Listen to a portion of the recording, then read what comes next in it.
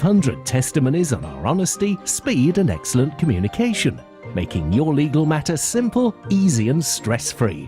Contact us today on 01733 703 978. That's 01733 703 978, or email us at peterborough@hs-lawyers.co.uk. HS Lawyers, built on values of integrity and respect, with offices in Peterborough and throughout the West Midlands. It's estimated that 5,760 children become orphaned every day, and the numbers are rising. UKIM ensures that the orphans we sponsor receive healthcare, food, education and shelter to show them that there are people who care. This Ramadan, from just £30 per month, you can make a real change in an orphan's life. Your sponsorship will provide them with much needed essentials to ease their situation. For orphan sponsorship, call now or visit ukim.org.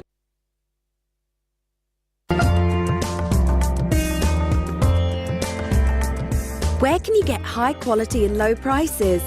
Amar Food Store and Halal Meat in Lincoln Road, Triangle is the place to go. Pay us a visit and take advantage of our special offers and great range of products on groceries, vegetables, fruits and halal meat. Also send money to Pakistan absolutely free. We have all top brands at special offers, offer free customer parking and provide a free local delivery service. Amar Food Store and Halal Meat, 613B Lincoln Road, Peterborough. Call us on 01733 687 374. High in quality, low in prices. At Cake Inn, all our cakes and slices are freshly baked for that delicious taste. At Cake Inn, we bake 100% vegetarian and halal eggless fresh cream cakes. Delicious flavoured cakes for birthdays and weddings, ceremonies and all other occasions, with free customised messages, even balloons and candles too. Order for delivery or collection from Cake Inn, 489 Lincoln Road, PE1 2PE, and your cake could be ready within 2 hours. Find out more and order online at cakein.co.uk or call 01733 496 584.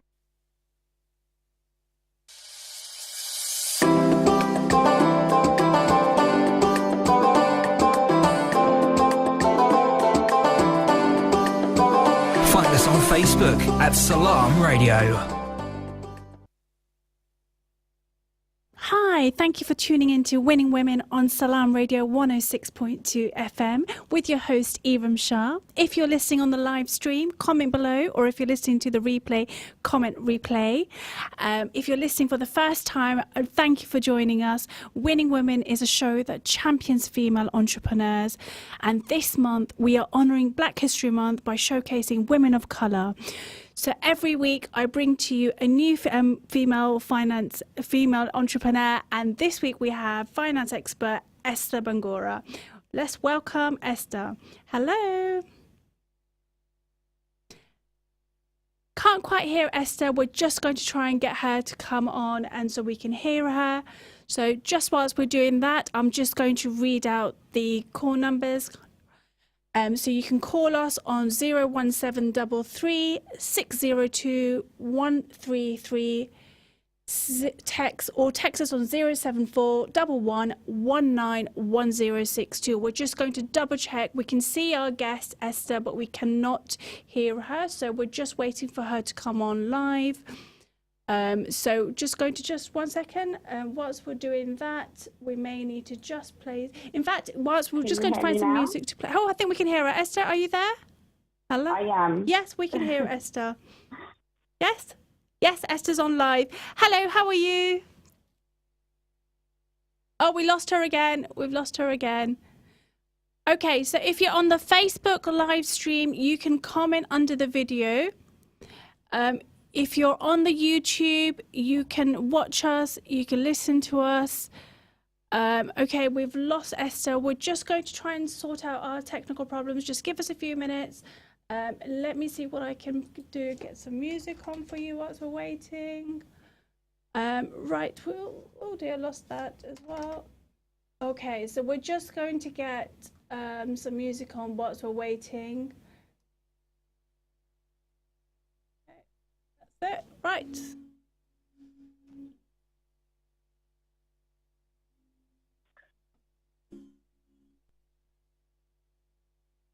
Hello? Hello? Can you hear me? You can, okay. I can't hear you. We've got Esther back online. Esther, can you hear me? I can, Yes, yes. and I can hear Esther. Listeners, if you could comment below on our video and let us know as well if you can hear as well. We've had some technical issues starting up. We thank you for tuning in to Winning Women again on Salam Radio 106.2 FM. This is your host, Iram Shah. If you're listening on the live stream, comment below, let us know you can hear us. We are honouring Black History Month by showcasing women of colour, and today I bring to you finance expert Esther Bangora, and we're very excited because we're talking about my favourite topic, which is all about managing money and behavioural things with money. How are you, Esther? I am doing absolutely great. I hope you are too. And thank you so much for having me. I'm really excited to be here today. Yes. So tell Esther, in your own words, for the benefit of the listeners, what do you do? What's your expertise? So I'm a financial expert. So I specialize in financial coaching. I help women, couples, families, as well as students to develop their financial literacy. I help them to improve their money habits and to basically set and achieve their financial goals. Fantastic. And Esther, so there's a lot of finance, different types of finance people in the market. Just explain how you differ from the others. So what I would say sets me apart is that I'm not a financial advisor. So in the finance space, you have financial advisors who are very much focused on the numbers of finances. They look at investing, they look at retirement, pension planning, all that great stuff. Financial coaches, on the other hand, they focus more on the money behavior, money mindset, around the psychology of money, which is what I focus on. So I do help with the numbers, but I prioritize helping people to shift their mindset for success and to be able to adopt new money habits to help them achieve their financial goals. That's exactly what we need to do. Money is on everyone's mind at the moment. It's a massive topic. So Esther, how did this journey begin? Your business itself is called Boss of Your Money. So how did you become Boss of Your Money? I love the name as well. Thank you so much. So I would really say my journey started around 2017 when I decided to do a career change that I didn't plan at all. I just woke up one day and was like, I need to change careers. And at the time, I was earning very good money. My husband and I, we'd been working for years and we were earning a decent amount in our salaries. But like you do, you just kind of, every month you just pay the bills, you put stuff on your credit card, you pay it off every month, and the cycle begins. So when I decided to change careers, I didn't plan it. So in my head, I'm thinking, we're going to be fine. I may have to adjust here or there. It's nothing big, less Costco trips, less, nights to the cinema and going out and all of that stuff. And then it wasn't until about 3 months into my career change that I realized how much of a mess my finances were. And that was my reality and wake-up call when I realized that although I was earning a lot of money, I wasn't actually putting my money to work. And then that really forced me to sit down and take a look at the numbers in my finances and then make the decision about what I was going to do about it. And Esther, just to go into a little bit more detail, because I really want our audience to resonate with this. Let's just go back a little bit. What was it exactly about your finances that made you feel as if there is something wrong? So I had a lot of debt. So when I was earning a lot of money, it was easy to manage the debt in a way. Well, that's what I told myself, because you could just pay it off every month. But then what that meant is that I was always short. And so the sooner I paid it off, the sooner I'll dip back into the overdraft using the credit card. So I realized I had in total, when I started to count my debt, I had £20,000 worth of debt, and that was all in store cards, in credit card overdraft, and some payday loans. I also had historic debts as well. So these are the types of debts that you kind of ignore. You think that they'll go away, and they kind of forget about you for a little while, and then, you know, up comes the bailiffs and the debt collectors, you know, knocking at the door. Yeah, it was pretty bad. It was pretty intense. So I realized that I had a lot of debt, and a lot of the debt I couldn't show for what that was. So it wasn't like I had, you know, assets that I could say, oh yeah, I have debt, but this is what I put the money towards. I couldn't tell you what that £20,000, you know, went into. I also had no savings. So when I did the career change and I realized, oh my gosh, I'm £800 short. We're going to be £800 short every month. I didn't have no savings to fall back on. So considering how much I was earning, I should have actually been able to put money aside for that rainy day. And so when my rainy day came, I had nothing to fall back on. I also realized that I wasn't putting my money to work, so I wasn't investing. I was literally just spending money, and I was thinking very short term instead of long term. So that really just got me thinking, like, in 30, 40 years time, when, you know, I'm no longer able to work, you know, where is that going to put me? And am I going to have to work for the rest of my life? Yeah, so these are some of the thought process. Listeners, if this is resonating with you, certainly resonating with me, so do comment below on your live streams and let me know that, yes, you are listening in. You can text us on 07411 191062, or you can just comment on the live stream. Esther, what was your mind at the moment? What was your emotions and your mindset like at the moment? Because I know you're a lady of family, you had a family as well. So how was it at the time? So it was very stressful. I think there was a lot of guilt and a lot of shame, right? Because I felt that I should have known better. I felt that I had all this money. My husband and I were very hardworking, you know, individuals. I had been working from the age of 16, as early as I can remember, earning a pocket money. So I'm a woman who enjoys working. I like to be of service. And so I was disappointed at myself. I had a lot of shame. But a long time, it was just my husband and I that kind of knew about our financial situation. It wasn't something that I disclosed openly as I am now, you know, speaking about what my finances were like on a radio station. So I had a lot of shame around it. I felt that we were the only couple that just didn't know what to do with their money. And it was mainly because no one else was sort of talking about it or sharing the challenges that they were having. And that's one of the reasons why when my reality check kicked in, I decided I have to be open and vocal about this because I don't want anyone feeling as though they're alone. I also just felt guilty. You know, I almost felt that I deserved to be in the situation that I was in because I just wasn't being wise with my money. But over time, I really did work on my mindset because I realized, although I needed to acknowledge how I felt, and it's important for everybody when you get to that place and you realize, oh my goodness, what am I doing with my money? You do have to have an honest assessment. You know, how did you get there? Why are you in that situation? What decisions did you make that caused you to be there? So for me, a lot of it was people pleasing. I didn't know how to say no.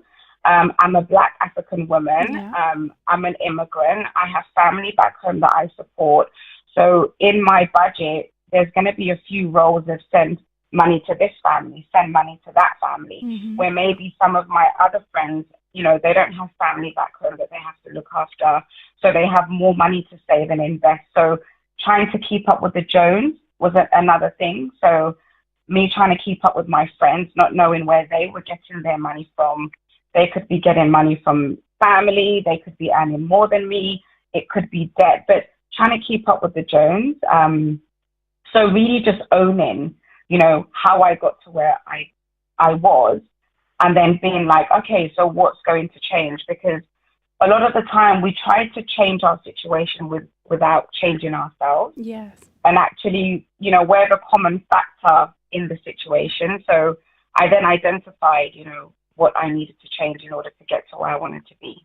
Yeah, and you're right, because if sometimes we try and change the situation but don't get to the root problem, it's only just going to come up again and again, isn't it? And I think a lot of Asian families could probably resonate with that as well. In Peterborough, the local community where the radio station is based, we have a lot of people that have come in exactly the same way, and they support families further afield. And it's true. Sometimes we do look at other people and we feel like, okay, we need to keep up with them, but actually, you're right. We're not sure. You know, they could be doing exactly what we're doing and just trying to keep up with the Jones as well. So, yeah. So what did you find was the root problem? Did you find that did you find that a lot of the money issues you were having was a product of your upbringing? So I would say it's a combination, because this is one of the things I tell people that I coach is that, you know, at some point we can say my parents didn't do this, they didn't educate me, they didn't prepare me, they didn't have the money talk with me, you know, they didn't leave an inheritance for me, or they passed away and left me in all this debt. We can say those things. We can say society has failed us. We weren't educated in schools, right? So all those things play a factor. But then I'm an adult, I'm a grown woman, right? And this morning I decided if I wanted to have a bath or not. So, you know, we're able to make decisions for ourselves. So at some point you have to be like, I have to take ownership in this and also acknowledge the role that you have played. So I would say it's a combination. Mm-hmm. You know, a bit about my family background, you know, I grew up with mixed sort of emotions and messages about money. So there were days where I felt like we had money, that we were rich because we'll go on the holidays and we'll throw barbecues and have the parties and, you know, wear the clothes. And where I'm from, there's always some family member celebrating something. So there's always a family do and you're wearing the clothes and everything. But then on a Monday, there's bailiffs knocking at the door because we owe money in council tax. And so I didn't really get to see how my parents made decisions about money. But what I saw was that we always had money for the things that we wanted, right? So when I started working, that was how I prioritized my finances. You know, it's, yes, I have bills, but what's more important is what I want to enjoy, is me going out, me buying the things that I want to buy. So I definitely got a mixed emotion,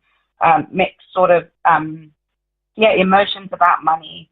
But then again, I'm an adult. So I think a lot of it, I now take ownership of the decisions that I have made that led me to the situation that I was in. That's really important, isn't it? Taking full ownership and responsibility and not always blaming our past and blaming external factors. And when you sought help, we mentioned, money being quite a shameful, sometimes it can be, we feel like debt is a shameful thing. The term debt is scary. Asking for help seems like it's a very private and personal matter. So how did you then take that big leap? What made it comfortable for you to take that big leap? I think it was around that I knew that I couldn't continue the way that I was.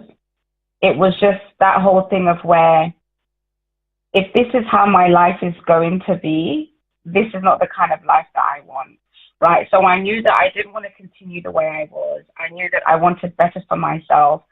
And, you know, as a woman of faith, actually, there was a particular day that I was like praying, you know, asking God, Lord, bless me with more, give me more, you know, and I heard this really strong voice and it said to me, it said, you know, I'm not going to give you more because you have more than enough. Mm-hmm. And until you learn how to manage what you have, I cannot trust you with more.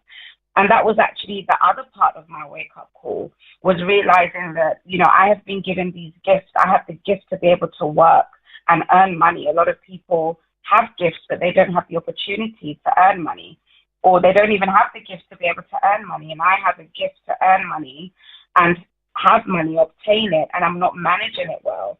And so I realized that if I wanted more for my life, if I wanted this dream life, you know, that I always dreamt of, then I needed to be responsible and I needed to be a good steward of what I had. And so it really was just my own personal why, me knowing that I deserved more than the way that I was living. And I knew I could do better. You know, that was kind of what led me to that. And Esther, did you take small incremental steps towards the transformation? Did it happen over a period of time? I certainly did. And this is why I say, you know, financial management is not a destination, it's a journey.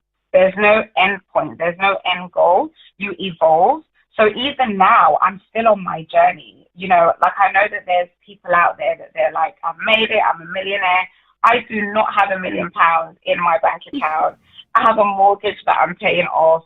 You know, I am building my emergency fund. You know, there's things that I'm continuously doing as I grow and as I learn and as I evolve, you know, into the woman that I am. So I definitely took steps. I first, you know, got clear about where I was with my finances, did a financial assessment. I got clear about what was coming in and what was going out, and looking at every single expense. Is this a priority? Is this a want?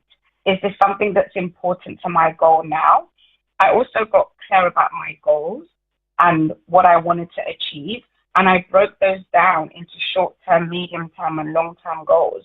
So in the next 6 months, what did I want to achieve? You know, if I looked back, what can I say that, oh, I'm so glad I did this? In the next 3 years, what do I want that to be in the next 5 years? So really being clear about your goals, because once you're clear about your goals, you're able to have focus, right? And that's going to help you to stay motivated in the types of sacrifices that you make in order to get there. I also started budgeting, right? I know that a lot of people don't like the B word. You can call it whatever it is that you want. But the most important thing is to have a budget where it's more or less your money management plan. It's how you decide how you're going to manage your finances. I also had a plan for my debt. So really getting clear about, okay, this is how much I owe. This is who I owe. Contacting them, right? Getting on the phone and letting them know about my situation, and then agreeing a payment plan, you know, and then starting to pay myself, which essentially is like the number one thing that we all need to do in terms of achieving financial success. So there were lots of steps that I took. And did you find this shift suddenly started, did you start to attract more than, you know, more wealth? We've lost Esther. Can we hear Esther? Can you still hear us? Yes, yeah. I can hear you. My laptop charger has okay.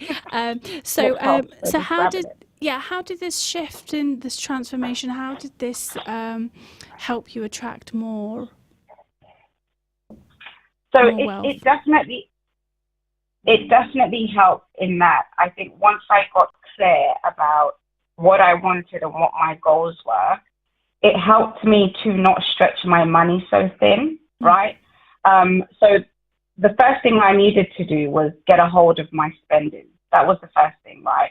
And so by me understanding my money habits, understanding my money personalities, that helped me to prioritize where I put my money and really ask myself, okay, what's better? You know, ordering another Chinese, right, that you're just going to feel sick the next day, or actually put in this 20, 30 pounds to your savings so that when the time comes, you have options, you know. So me being able to improve my spending habits, it gave me more confidence about my money. It gave me more confidence about my future because I knew that I was setting myself up for success. And also prioritizing to become debt-free. I know that people have different views when it comes to debt. There's good debt, there's bad debt. Speaking more specifically to like consumer debt, you know, this is basically debt that it doesn't put money back in our pockets, but we're actually just putting money in other people's pockets, like the bank and credit card companies. So once I focused on paying down my debt, it meant that I had more money to put towards my financial future. I had more money to save and I had more money to invest. So really, I said that I had, you know, £20,000 worth of debt. It took me 22 months to pay that. And once I did, I was able to take all of that money and put towards my savings. And that was how I was able to build my 6-month emergency fund, which actually came in hand when the pandemic happened, right? Not so long ago. Mm-hmm. When the pandemic happened, my husband and I dropped down to one salary. And so we were able to fall back on that savings. You know, if you go back 3 years before that, when I change careers and I didn't have nothing to fall back on. So actually me working on myself, working on my mindset and working on improving my money habits, it's given me more options now. And also just learning how to invest. I was very scared to invest. I thought investing was for rich people. I didn't understand the jargon. It was all just so confusing. And by me gaining confidence in, you know, my budgeting and saving, that really helped me to learn how to invest and to get started with investing. Oh, this is so brilliant. Thank you, Esther, for sharing that. I know so many people are going to resonate with this. Do comment on the live streams, live, if you're listening live. If you're listening to the replay, comment replay. You can text us on 074 11 191062, or you can call us on 01733 602 133. Let us know your pressing questions for Esther. This is so important at this time. You know, we're all busy trying to get money, but managing the money that we have, the existing money, is so important. So just as we emotionally eat, there are emotional spenders. You've mentioned different types of personalities. Is that a personality type as well? Different types of emotional spenders. What characteristics do these type of spenders have? So there's usually like four, right? There's more. It just depends on kind of which theory you go. But you have the spender, who is somebody that prioritizes spending before anything else. They always have money to spend. They'll always find money to spend. So even if they... Sometimes. I'm putting my hands up. There you go. They'll find them. Even if they don't have it, they will find a way to get the money. And then you have the saver, who all they do is save. And as much as saving is a good thing, it's like they don't really have fun. They don't know when to kind of, you know, ease and relax a little bit, but they're always saving money. And then you have the avoider, who they just kind of, they have the money, but they don't like paying bills, or they know they need to pay, they know they have money to invest, but they're scared to invest, so they don't do anything. They just leave it in their savings. They know that they should pay this bill, but they're just like, oh, I don't want to pay it. But the money's there, and then they'll go ahead and incur charges, bank charges, or late payment fees. So you have the avoider, and then you have the investor, who, like the saver, just loves to invest. But then there's the balance, because they can be a very risky investor. They don't really think things through, and although they're putting money for the future, they're not really enjoying their life now. So when it comes to these money personalities, none of them are wrong. So you're not wrong for being any one of them. The key is to identify which one you are, or most of the time are, because we can be all of them, and actually we do need to be all of them in order to have that healthy sort of financial balance. And so identify which one, you know, you sit with, and then think about what you can implement to be more of the others. Great. Well, we're going on to a break, so that gives you some time to reflect on what type of personality you are. The one that hoards, the one that invests, the one that does nothing out of fear, or the one that is on the right track. So stay tuned with us. We're on Winning Women with Esther. She is a finance expert, telling us everything we need to know about having good money habits so we can attract more wealth, manage the wealth we have. We are on, you can text us if you're on the live stream on Salam on the Facebook page or on YouTube. We will be back with you after a short break. Stay tuned and see you soon. Bye-bye.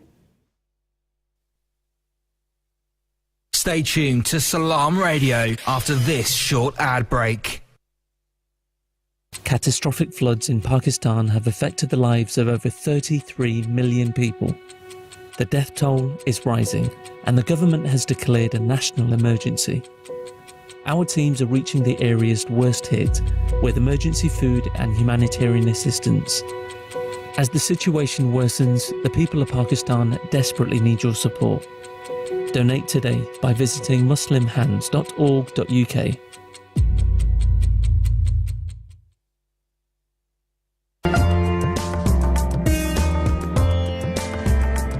Where can you get high quality and low prices?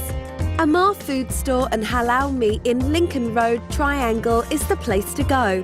Pay us a visit and take advantage of our special offers and great range of products on groceries, vegetables, fruits and halal meat. Also send money to Pakistan absolutely free. We have all top brands at special offers, offer free customer parking and provide a free local delivery service. Amar Food Store and Halal Meat, 613B Lincoln Road, Peterborough.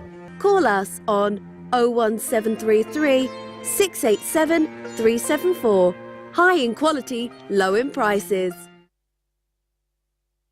Do you own a restaurant or takeaway? Cater Fair is an expert supplier of new and used commercial catering equipment. Visit caterfair.co.uk for quality equipment on sale at the lowest prices, or call us on 01733 310 115 or visit us at 11 Royce Road, Fengate, Peterborough. हाँ जी जनाब आज तुसने किया 12 बजे वे जरा family की बाहर खड़ना चाहना या खिलाने पिलाने से सोचना कुथे जाओ इसी च परेशानी लिकड़ी गल है इब्राहिमी बफे रेस्टोरेंट पर जाओ उते फ्री पार्क करो उन्होंने मजेदार ते स्वादले पाकिस्तानी इंडियन चाइनीज ते इटालियन आय आय आय आय खाने ना ते जोड़ी कोई नहीं नाले सस्ते ते स्वादले ए तेरा अक्सर इसका मतलब है बटवा भी नहीं होला होनेगा Ibrahimi buffet restaurant variety of delicious dishes के अलावा जेलाटो आइसक्रीम एंड वॉफल्स भी करते हैं वीकेंड्स पर अपना टेबल बुक करवाइए और वीकडेज तशरीफ ले आइए ओपनिंग आवर्स शाम 5 बजे से रात 10:30 बजे तक Ibrahimi restaurant 63 Sycamore Avenue Peterborough PE1 4JP telephone 01733 313131 Are you looking for a career where you can make a difference? At Cross Keys Homes, we work with our local communities to create opportunities that change lives.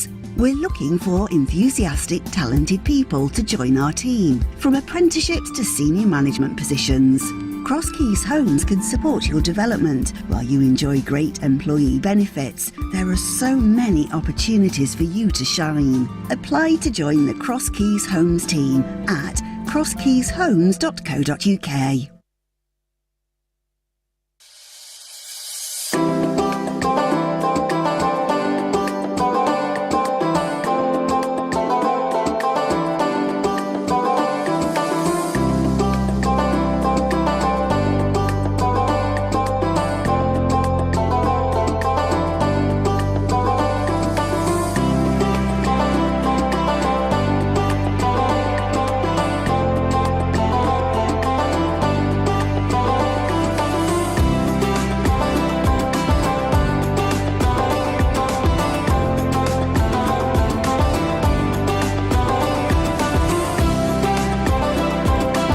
If you have an idea for a show and want to get involved, email info@salamradio.co.uk. Welcome back after the break. We are on the show Winning Women on Salam Radio 106.2 FM. How are you today? Thank you for tuning in. If you're listening via the live streams on Facebook or YouTube, do comment below and write live so I know you're listening live. If you are listening to the replay, comment replay. So Winning Women, if you're joining us here for the first time, is a show that champions female entrepreneurs. This month we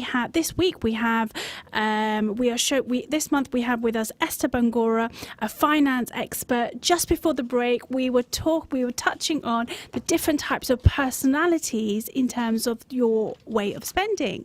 So let's just get Esther back online. Hello. Hi Esther, we're learning so much here. So Esther, now you are helping people. If our listeners caught the first part of the show, we learned about Esther's journey from living paycheck to paycheck to now helping people. Tell us a little bit more about how you are helping people, your clients. So I help people with financial management, so really just helping them to get started on their journey. I think for many of us, we get to a particular age and we're like, oh my gosh, what am I doing with my money? So once they get to that point of realization that, oh, what am I doing with my money? What can I do with my money? I help them get started on that journey. So I help them with creating a financial management plan, which is doing their budget. I also help them with accountability, and work with them, whether it's a 3-month or 6-month duration, to help them get their finances in order, create a budget that's going to work for them and help them achieve their goals, create a plan for paying off their debts and actually, paying off the debt. So being consistent with debt payments and also getting started with investing. And I find that even with people that, are living paycheck to paycheck, which I was. So I was living paycheck to paycheck. The money came in and it all went right back out.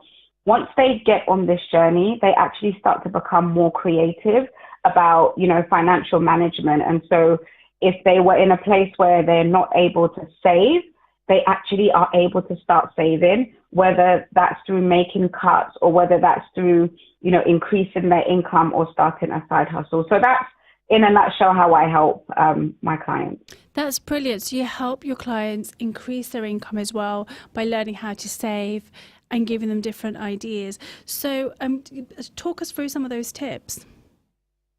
So when it comes to financial management, I always say you have two options, right? You either increase your income or you lower your expenses, and that's how you find money in your money. Now, there's only so much budgeting we can do. There's only so much we can cut back, and at some point, you will have to increase your income. So one of the things I say is, start first with where you're at. So can you, for example, do overtime in your job? So for some people, they only really need like a few extra £100 a month. So you may be in a job that gives you the opportunity to do overtime. So can you do 1 or 2 days overtime in your existing job? Maybe you don't have overtime opportunities and actually you need a specific amount every single month in order for you to reach your financial goals. So it could be that you need to look at going for a promotion in your job. For a lot of people, they stay in their jobs for countless years, and the longer you're in one job earning the same money, like the poorer you become, right? Because inflation is going up, the cost of living is going up. And so you always want to be increasing how much you earn in your job, like every so few years, even if it means leaving a particular company, or it could just be going for promotions in the company that you're in, or possibly career change. So either applying for a promotion in your existing company, or even at another company. Like I find that just even applying for the same job in another company, you could easily increase your income by a few £1,000s a year. You may want to look at career changing, like just be realistic about the job that you're in, the career that you're in. Are there progressions in that? Have you kind of reached a dead end where this is how much you can earn and you can't go any further than that? So look at changing careers, and obviously that might take a bit longer because you may have to retrain, you may have to gain some qualifications. It just really depends on what field you're in. But that might be more of a longer term plan. You can also start a side hustle, right? So I always say, like, you don't want to just rely on the one income. I think if the pandemic has taught us anything, is that we can't just rely on one income stream. So have your 9 to 5. I'm not the kind of financial person that will say, quit your job and start a business. Actually keep the job, because that will pay your bills. And then whatever you do on your side, that's money that you can use to build your financial freedom, whether it's putting extra money towards debt, paying off the mortgage, or getting into property development, or starting a business, or investing and, building your emergency fund. So looking at starting a side business. I would say also investing, but investing for me is a long-term thing, right? I don't really believe in short-term investing unless you're investing in yourself. But when it comes to like property investing, stock market investing, you really need a long game plan. And I would just say start small with that, and know that whatever investments that you make in that, it's a return that you're going to get in the next 5 or more years. So that's more thinking about long-term income streams. Yeah, these are very practical tips, Esther. Thank you so much for sharing this. If you're enjoying the show and getting value out of all the things Esther's telling us, do comment live on the Facebook live stream, or if you're on the YouTube, you can comment there as well, or you can call us on 01733 602 133. We are live on Winning Women. Esther, these are practical tips and quite a holistic way of looking at your finances. Do you think, is this where things are moving forward? I would say, yeah, I would say, because, money affects everything. Money is a tool, but it does impact everything. It impacts the quality of your life. It impacts your future. It impacts your family, what you're able to do for them, the type of experiences that you want to have, and I'm not the kind of person that's like, money, money, money, money. Like, it has its place. I don't let money or building wealth take over my life, but it does impact. It impacts, generational wealth, the legacy that you want to live and the choices that you want to make. So you definitely have to look at it from a holistic view. You want to always have the right balance between, yes, we all have to work to earn an income, but for goodness sake, be in a job that you love and enjoy and that you're good at and that you'll excel in and you get paid your worth and your value. I don't believe in just get any job. And even if you hate it, even if you don't like your boss, even if you're not getting paid or you're not valued there, to just stay there.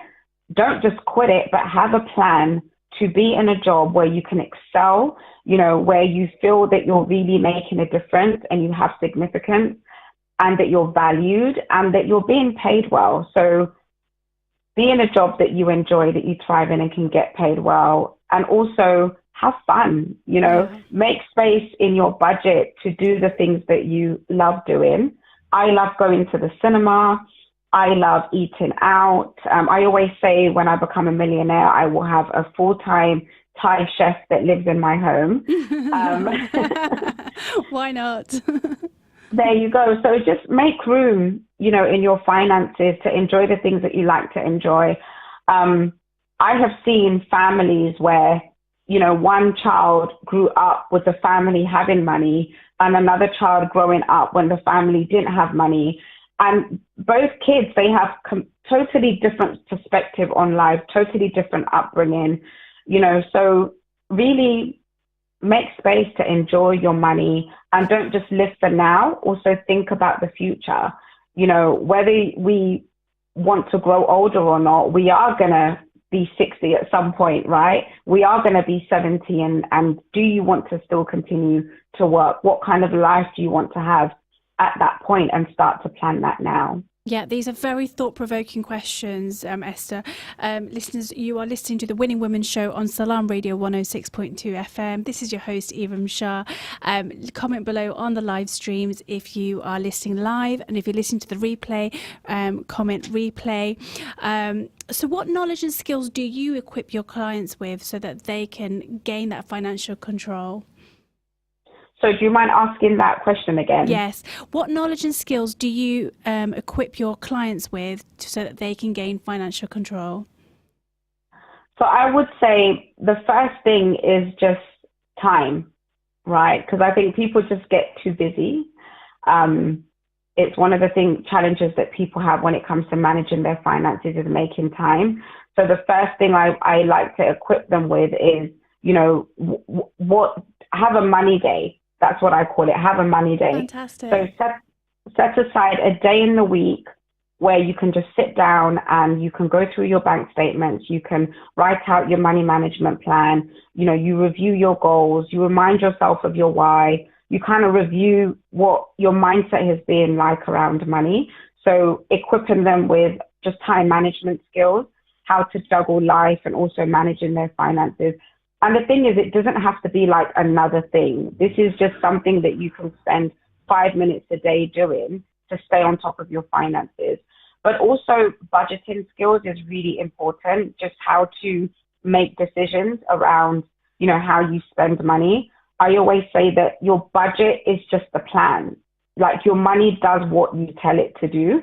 So even when you've written out your budget, it's not going to miraculously, do the work for you. You have to do the work. This is why, which will be the third thing that I help people with, is personal development skills, right? Part of your money journey is growing as an individual, is understanding your mindset about money, understanding your strengths, your weaknesses, and growing and becoming the version of you that you want so that you can win with your personal finance. There's tons of things that I could sort of go into, but I would say just making time for their finances, having eyes on their money. So having like a money management tool, like a budget, and knowing how to make decisions around that. And also just improving yourself as a person. And Esther, how do you open people up? People generally feel so ashamed with their negative financial habits, like we touched on earlier. So how do you help them open up and have these deep conversations and difficult conversations?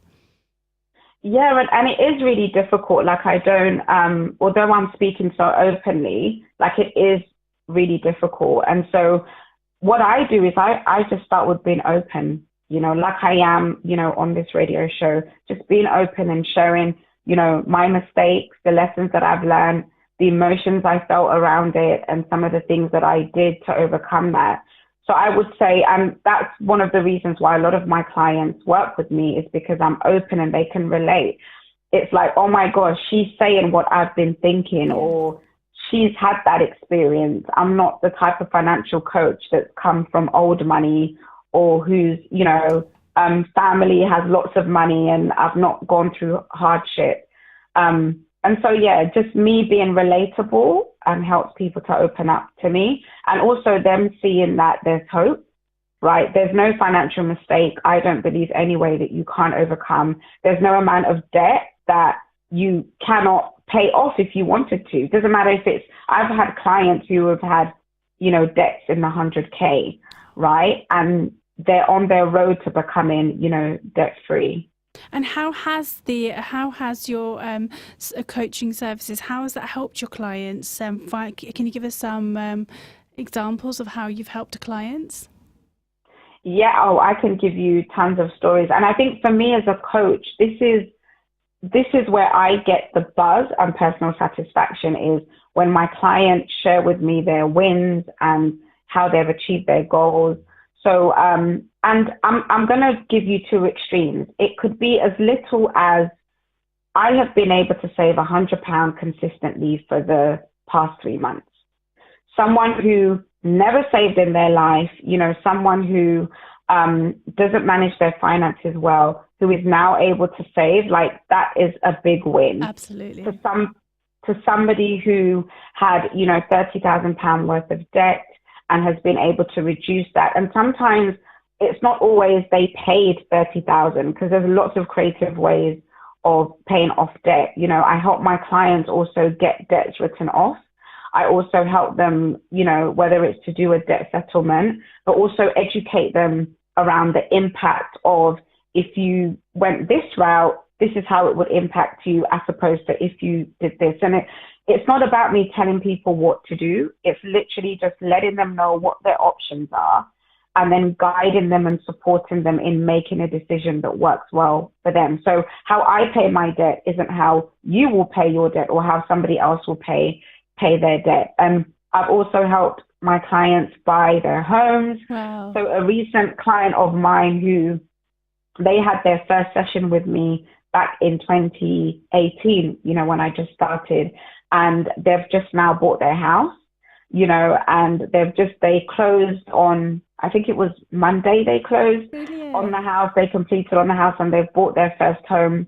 And I remember when I first did their budget, all their money was going to Uber, right? And just eating out. That was all. And I said to them, like, what is your goal for your life? Where do you want to be in the next 3 years? And they said, I would love to own a property. And I said, right, this is what we're going to do, to help you get that property. And they've just followed the steps. Yes, they fall off, right? Of course you're going to fall off. This is a journey, remember. It's not linear. There's no straightforward route, right? So you're going to make mistakes, but then I have been there to guide them and coach them to get back on track, to learn from the mistakes and not to give up. I also help because I have international clients as well. So one of my clients who, you know, she was a stay-at-home mom. Her husband was like the breadwinner. He had a successful business, but then he fell ill. And so he couldn't work anymore. So she had to take up the business. And, you know, she had lots of debts and lots of things going on. And I was able to sit down with her, help her to create her budget, as well as give her hope that she could do this, right? We looked at other things in her life that she'd been able to overcome, right? That she had the skills to do this and she just needed to transfer them, you know, to her finances. And she was able to sell some of her condo in order to clear off her debts and release the pressure. You know, she was able to get her children, because a lot of the money she had was supporting her children. So she started to educate her children on financial management. You know, so the story kind of goes on. I have so many testimonies of ways that I've helped my clients. This is these are life-changing skill. This is a life-changing skill, Esther. So you know, transforming lives the way you are. We've just had somebody, the girls' insights. Esther is making some amazing points. These are really practical and useful tips. Thank you so much for listening in.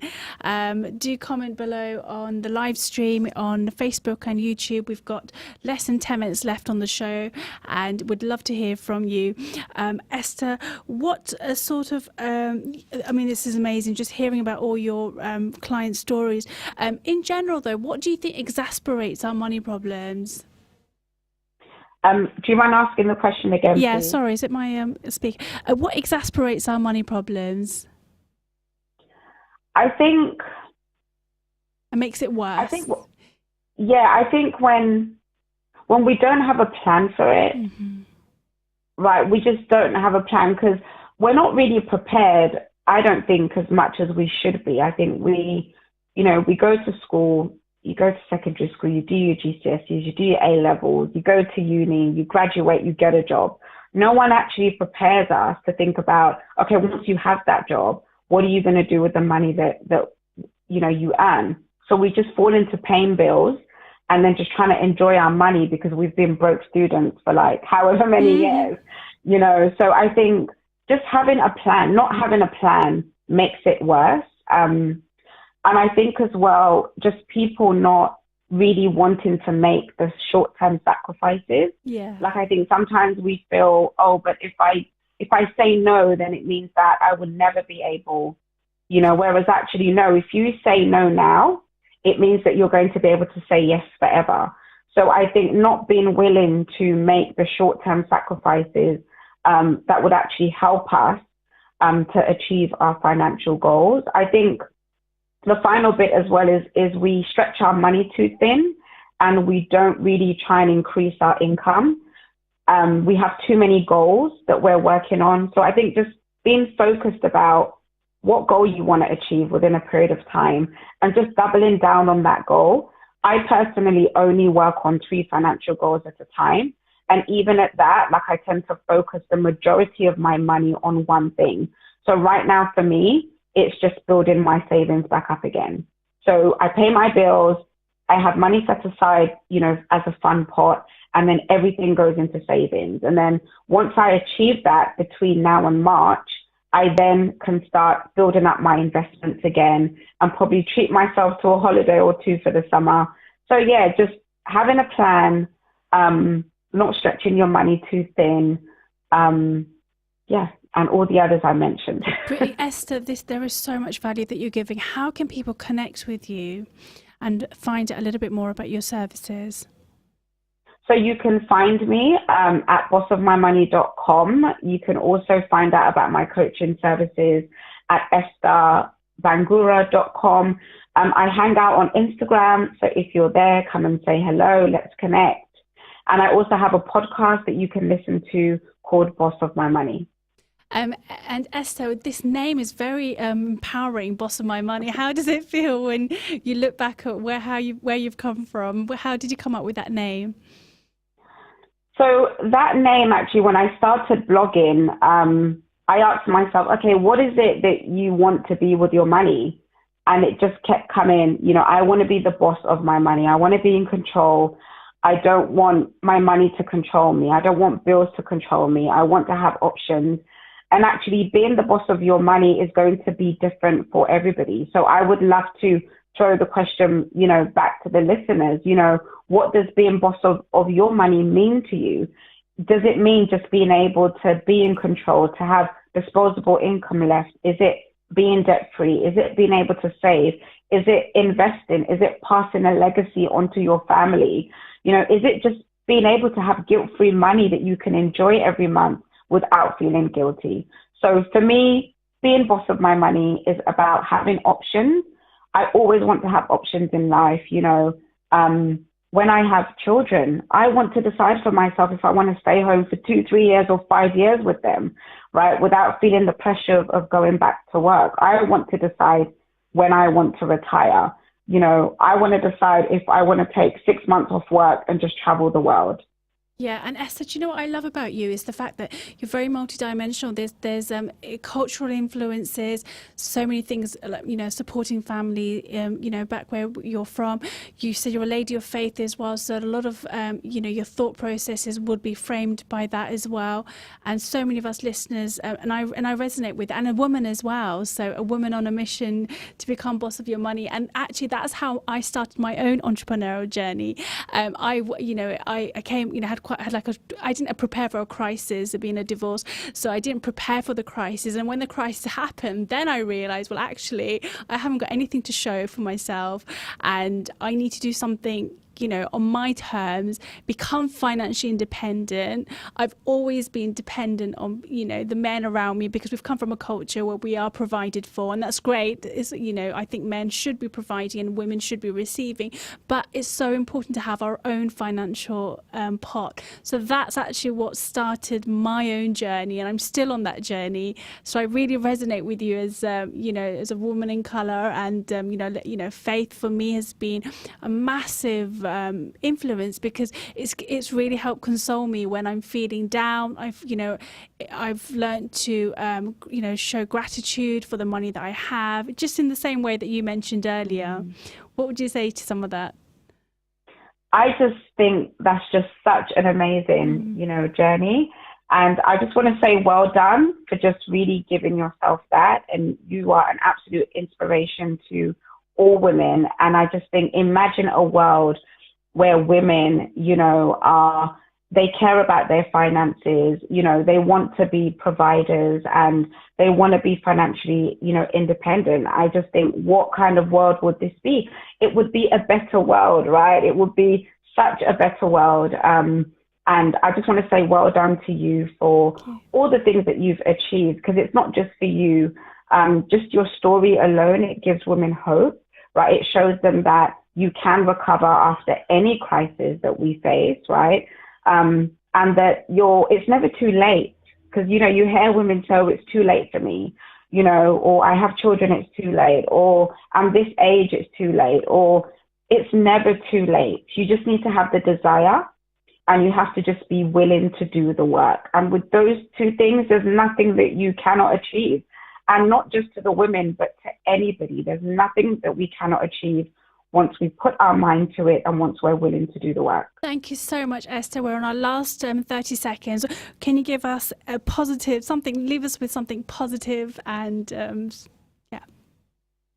I just want to say that you deserve to be financially free, because it is your birthright. It's your birthright to be financially free. Yes, let's go. So connect with Esther online. We've had an amazing time. You can listen to the replay if you've missed the show.